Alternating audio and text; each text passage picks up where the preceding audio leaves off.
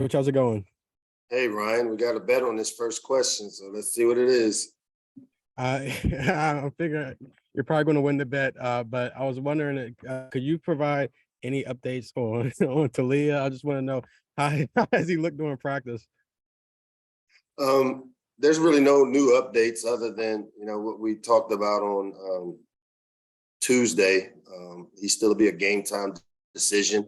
We'll continue to try to give him as much time as we can to continue to heal. So no new updates necessarily other than he'll be a game time decision for us. We'll go to Emily. Sorry, just to follow up on that, did he practice again yesterday? I'd assume there were no changes in that regard compared to what we saw. I mean, we've tried to hold him to give him as much time. He's taken a bunch of reps, but he was definitely out there yesterday. And then go ahead. Sorry, I didn't mean to cut you off. How are Jacorian and Ruben progressing? Jacorian probably progressing a little faster than Ruben. Ruben has been practicing, has been trying to go with the high ankle sprain, and again, they both will also be game time decisions. And then I'll get you one non-injury question here. I was just curious about Octavian. I mean, he's looked great on the kickoff returns. I was just curious what you thought about his skill set makes him so dangerous in those settings and how he's embraced that role. Yeah, it's his speed. When he's one of those guys that was one of the finalists in the state of Maryland in the 100-meter, a guy that played with the ball in his hand, being a former quarterback there at Paint Branch, and played a major role in the resurgence of Paint Branch. And when we recruited him, we saw him as an offensive player. I know some people recruited him, including Northwestern, as a DB, a corner. But with the speed he has in the return game, he's played early in the slot for some, and I think you'll continue to see his role grow.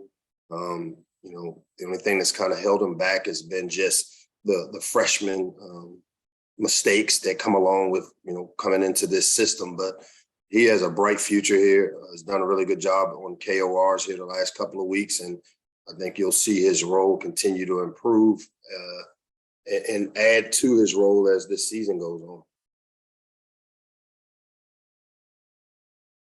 We'll go to Josh. Hey, how you doing, Coach? What's up, Josh? Not much. So, if Talia isn't able to go on Saturday and Billy Edwards gets to start, do you think it provides an advantage to where, since he doesn't have that much tape on him?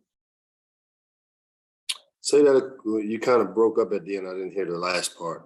If Sorry. Billy goes, does that give us any advantage? Yeah, since it isn't that much tape on him. I would say that I don't know if it gives us an advantage as much as it, we know what Billy's done. He's played some in the Michigan game. I think he has enough plays that to have an idea of what his skill set is from their standpoint. But I think the advantage is that there's not a big body of work. We haven't had a bunch of games this year where we're able to play the young players as much as we typically are able to do it. And so I don't know if it gives us an advantage or disadvantage, but if he's the guy that has to go, we feel like we'll be able to run our offense and not have to curtail it as if he has a different skill set than what our starter does. We'll go to Ahmed. Hey, Coach. Good to see you. Good to see you. Question for you. I know Challen has been, kind of sidelined so far this year, but I'm just kind of curious, kind of at the midway point and going against a Northwestern team that's kind of struggled against the run. How much has Challen kind of been able to help maybe the young back just kind of through the season, kind of adjust from a week-to-week basis? And then I guess, progress on his status, any chance that he possibly suits up this year? He's still, still in rehab mode. Probably a little further away than I would have thought he would be at this point.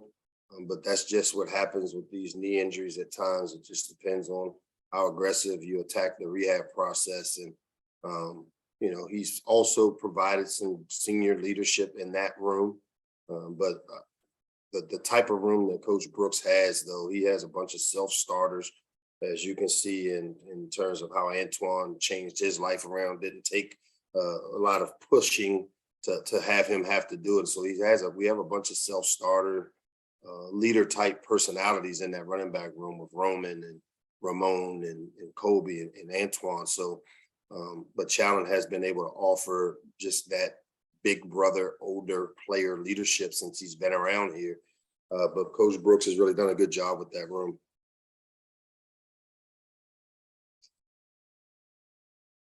Does anyone have anything else? No All one? right. All right. You guys Thanks, have a Coach. good weekend, man. It's supposed to be nice Saturday. Hopefully we see you guys in the shell. Thanks, everyone.